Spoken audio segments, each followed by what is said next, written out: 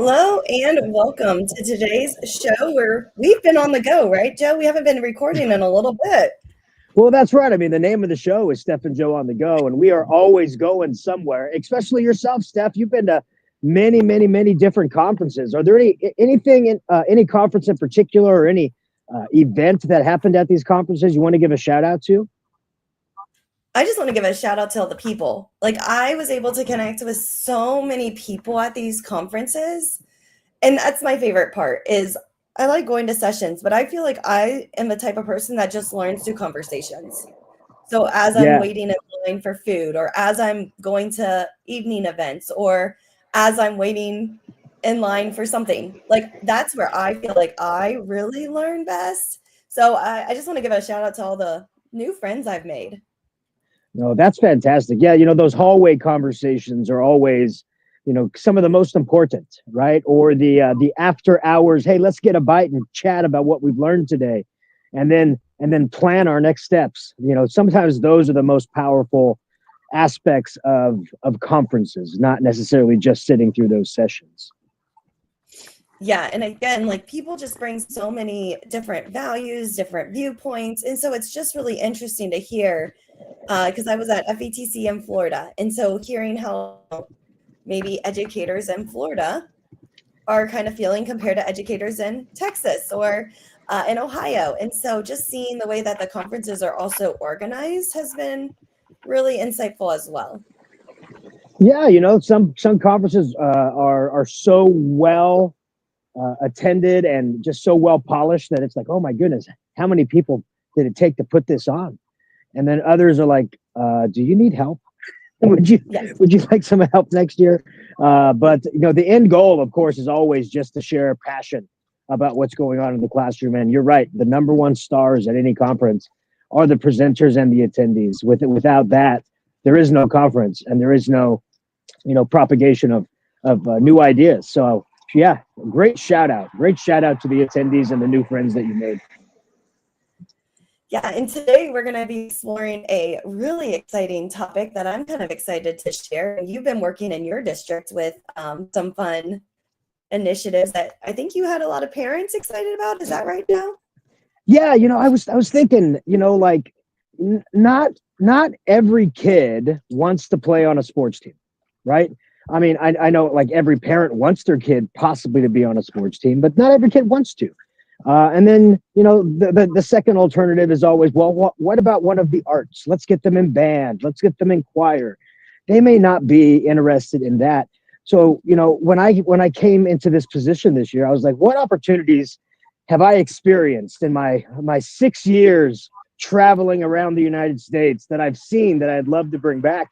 And one of the things that I truly wanted to try was esports.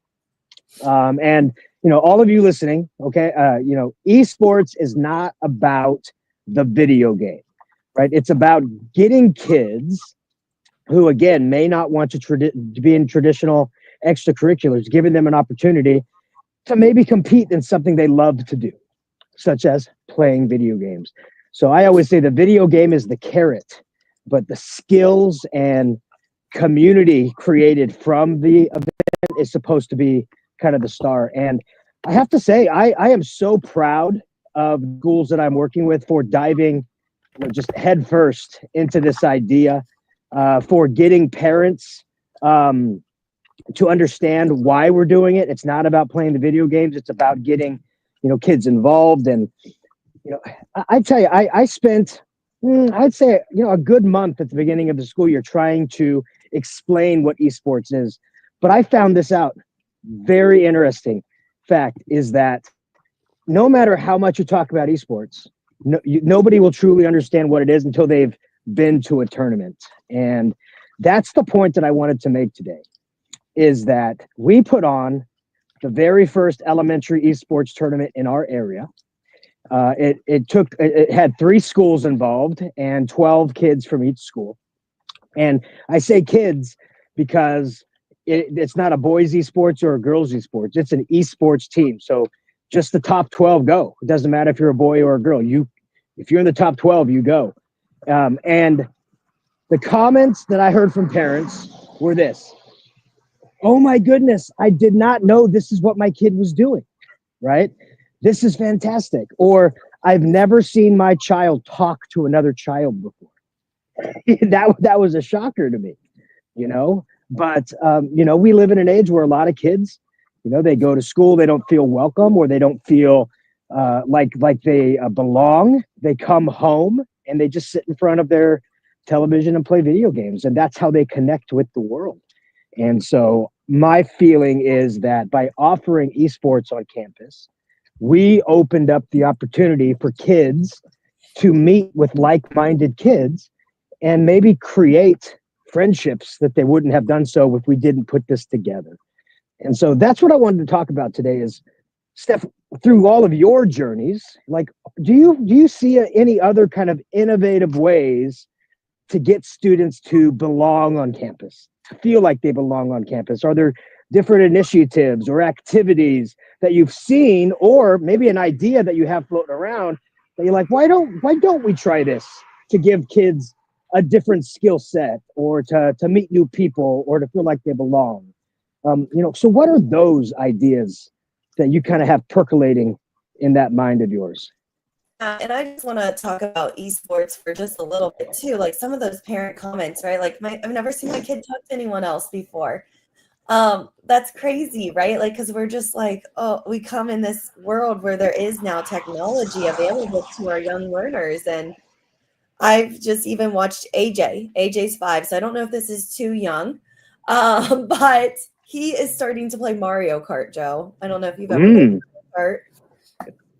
I just started because that's our next season. Okay.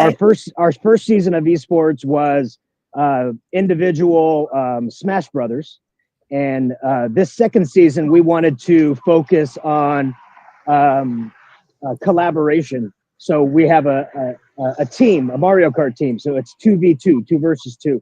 And so, yeah, we're just starting that this next coming week. And then we'll have our Mario Kart tournament on May 17th. And you know what, Steph? Maybe I'll live stream that. So if any of our listeners are interested in seeing it, maybe we could post that link on our podcast down the road. Yeah, that'd be cool. But AJ's getting into video games, and I think what's interesting for me as a parent is like watching him get excited about winning a trophy. Like his excitement for just winning that trophy and having that like trophy in his collection or wherever it goes. He's just really excited about it, and he'll like be so focused in the game. And then all of a sudden he's like, Mom, Dad, I just got a trophy, you know, and he like wants us to celebrate with him. So that's really for me to like watch as like a 5-year-old, you know, just kind of starting to get into these video games. And I'm pretty sure Kevin has it on the but that's okay. But I think too, like thinking of the classroom, sometimes I don't think our students get a whole lot of those experiences. Some of our students are, you know, sitting and getting, maybe it's like a lectured style. And so when I was at OETC, one of the conversations that came up was like differentiation and how do we support students? And so what we kind of talked about is we were talking about differentiation and using Bloom's taxonomy to kind of help with differentiation. And what I really liked about the conversation is we were talking about the 3 little pigs. So you could take that lesson and you could have it be very, very kind of low level type of learning where you just have your students recall. They might just recall the story. They're not really excited in, you know, the 3 little pigs. They're just kind of telling you who the characters are. They're retelling you. But then we go into that understand. So if we can use Bloom's within all of our different lessons, we're going to have different learning experiences for our students. So with the understand, it's now thinking about how can we explain stuff? How can our students kind of summarize what they learned? And so we talked about maybe they could create like a podcast or work with a friend to retell the story to where they really understand what's kind of happening. Then we went up to apply. And this is where students might sketch or illustrate.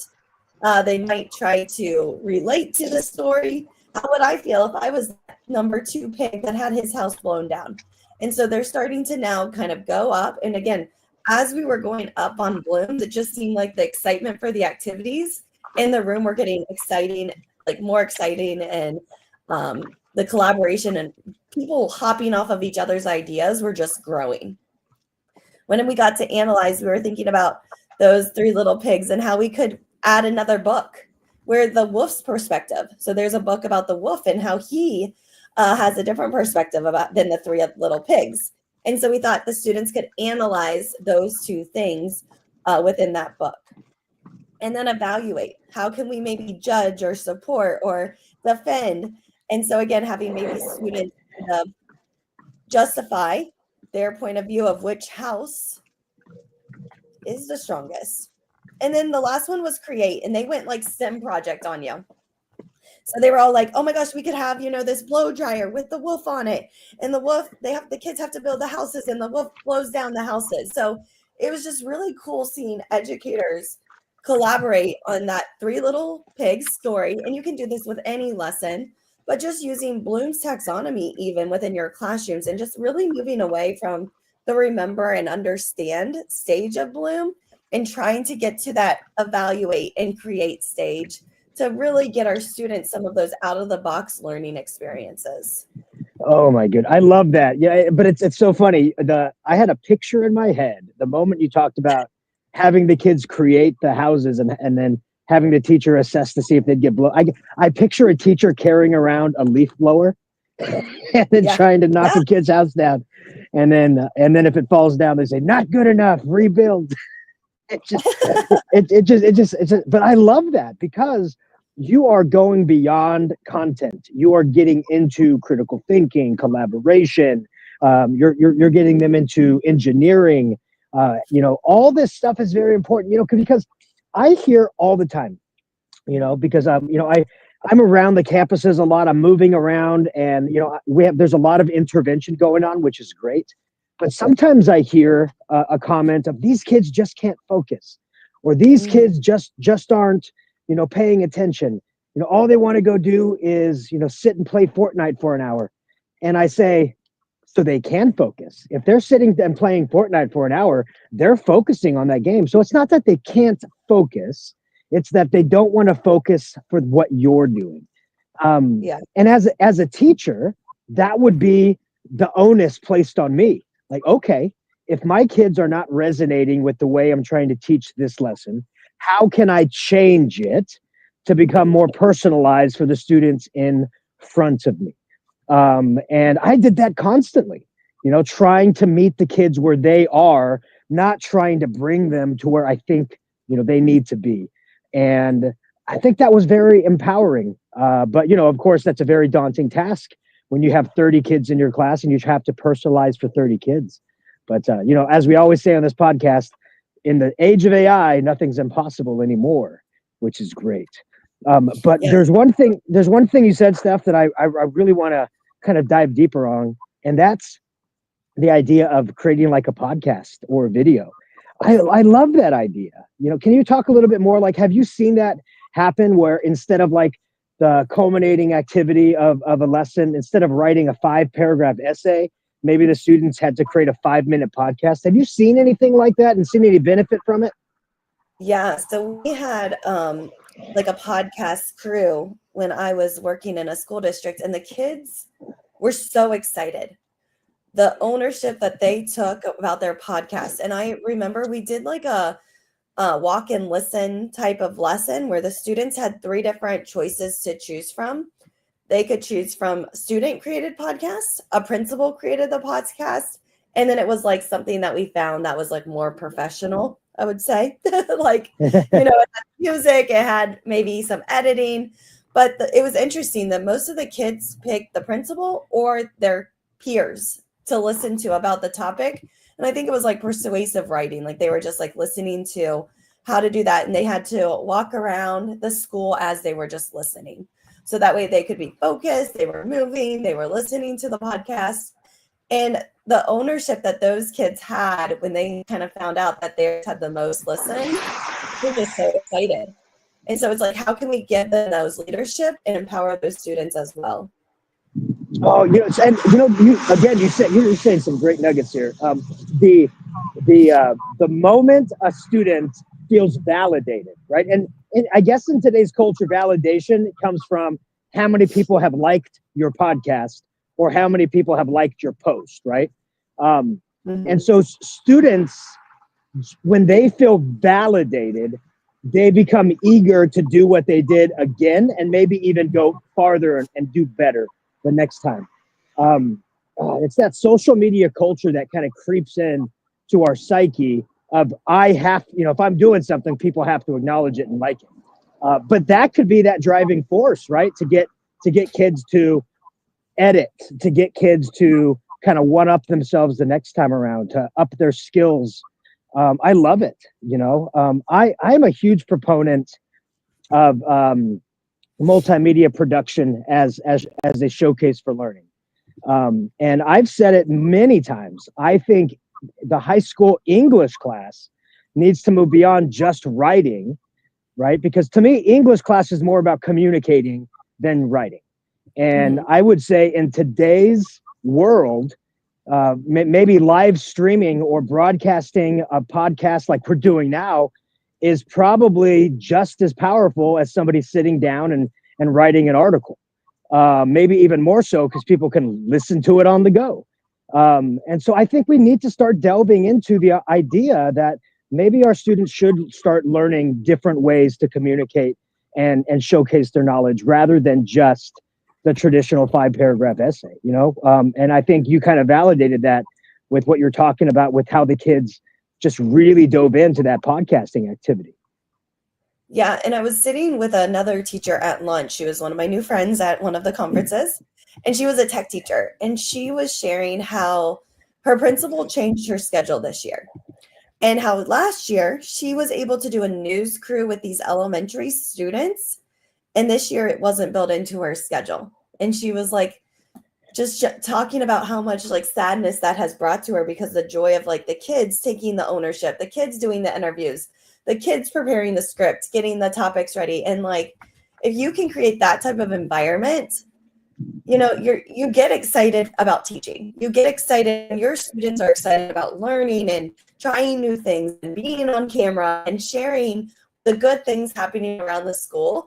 And I was like, you got to talk to your principal. You got to bring that back and explain, that kind of the receipts that you got from having that in your classroom last year.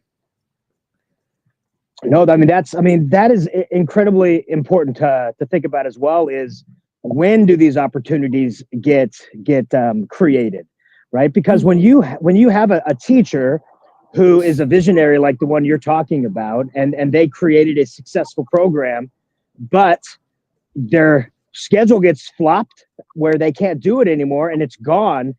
It's not only gone from the teacher's kind of routine, but it's gone from the student's opportunity to be a part of it. And I think that's key is we need to be providing as many opportunities for students to feel like they belong to their campus.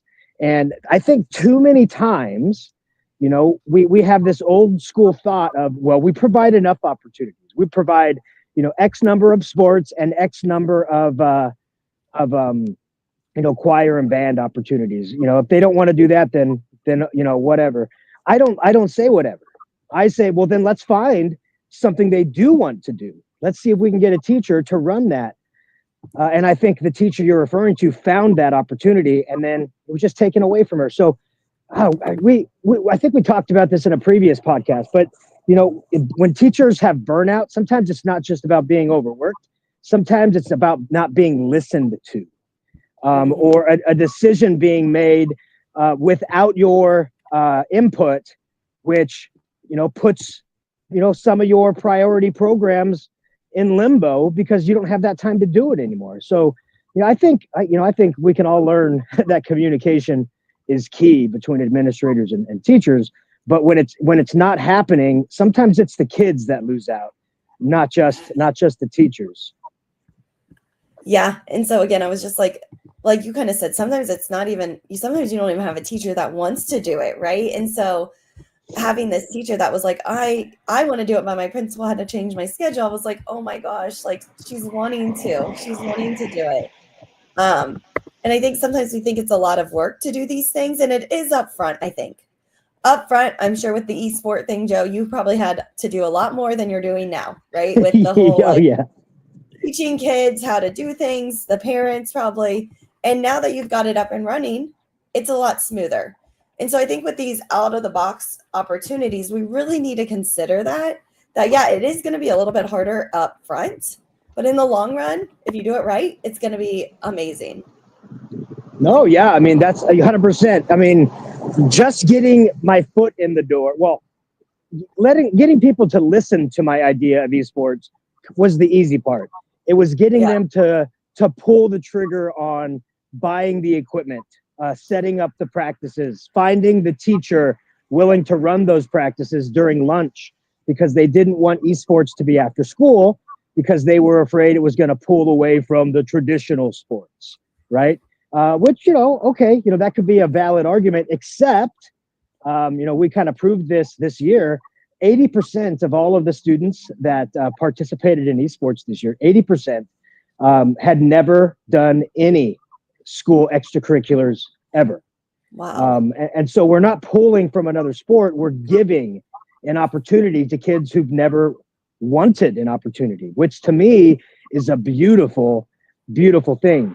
But the coaches told me this.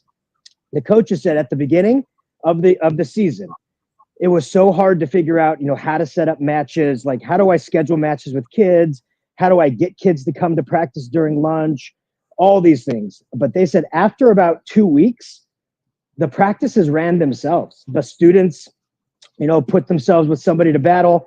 They would record the battles in a Google sheet, and that's how the rankings were created. But it was all student run after a couple of weeks. And the coach was like, this was the easiest season I've ever done because the kids ran everything. I'm like, that's the way it's supposed to be.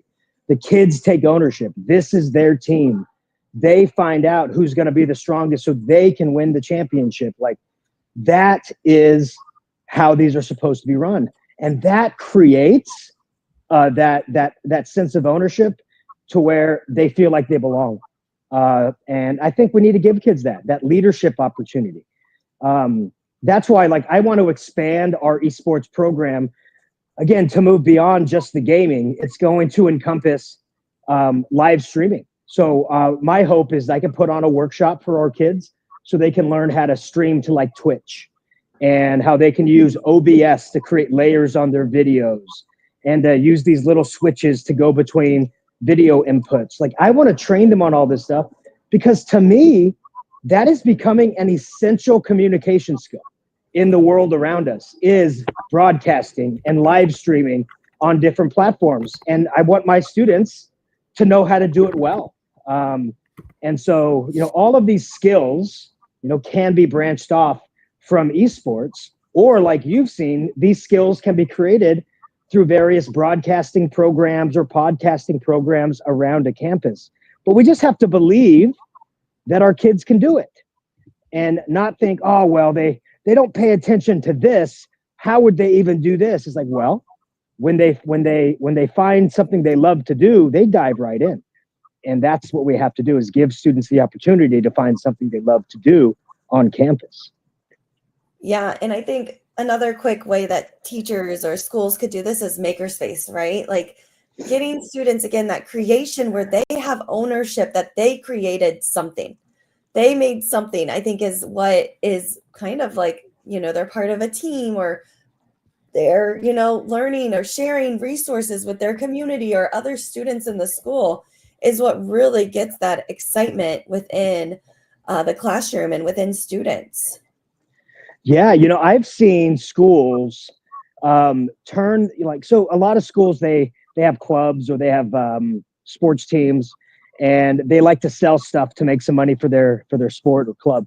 And I've seen schools create maker spaces where the kids design things to sell for their club. And, they end up making money off of the equipment they've purchased, which is fantastic. But it's the kids making it. It's the kids designing it. It's the kids laser engraving it. It's pretty neat when it's done right.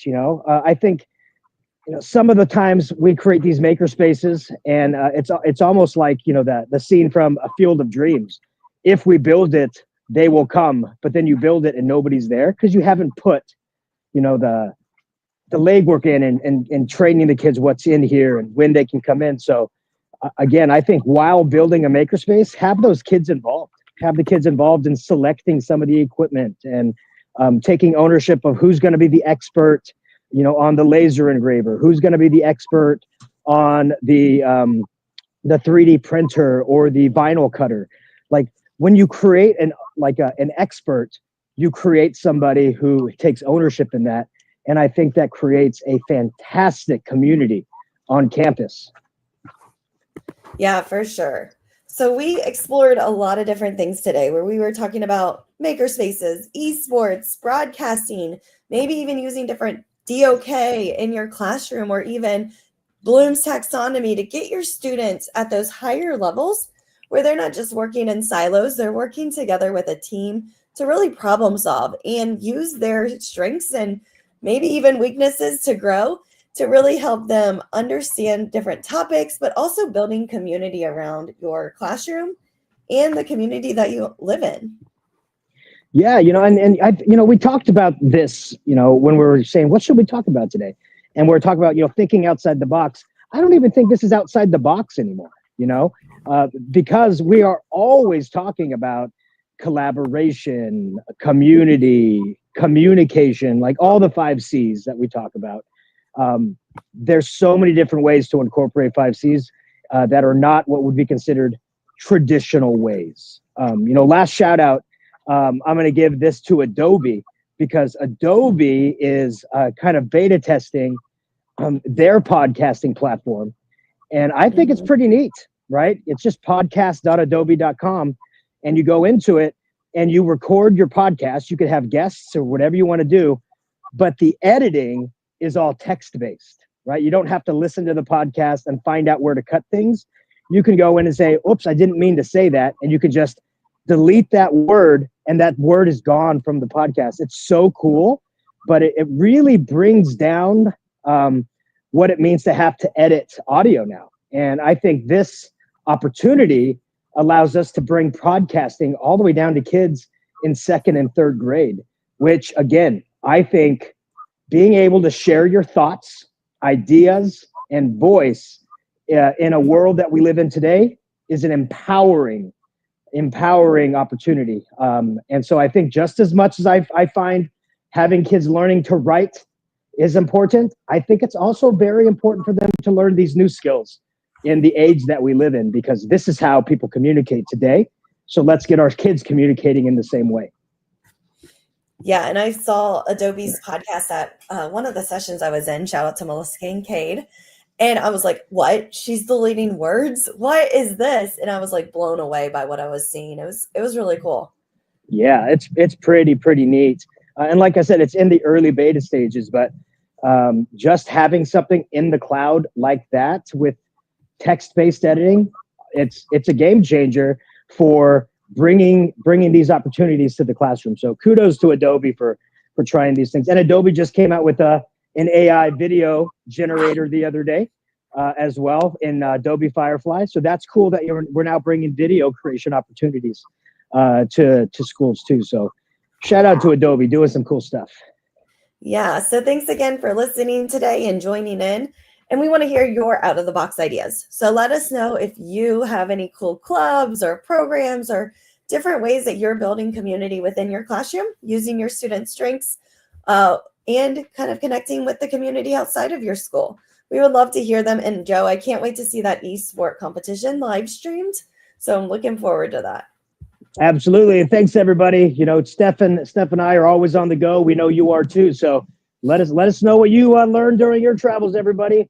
And, Steph, I think both of us are going to ISTE this year. So, I know you're all over the place in conferences. I'm not necessarily, but we will all converge upon San Antonio this summer, everybody. So yes. If you're going to be there as well, you know what? Let's set up a Steph and Joe on the go meetup or something, because I can't wait to meet all of you as well. Yeah, that sounds good. All right. Bye, everyone.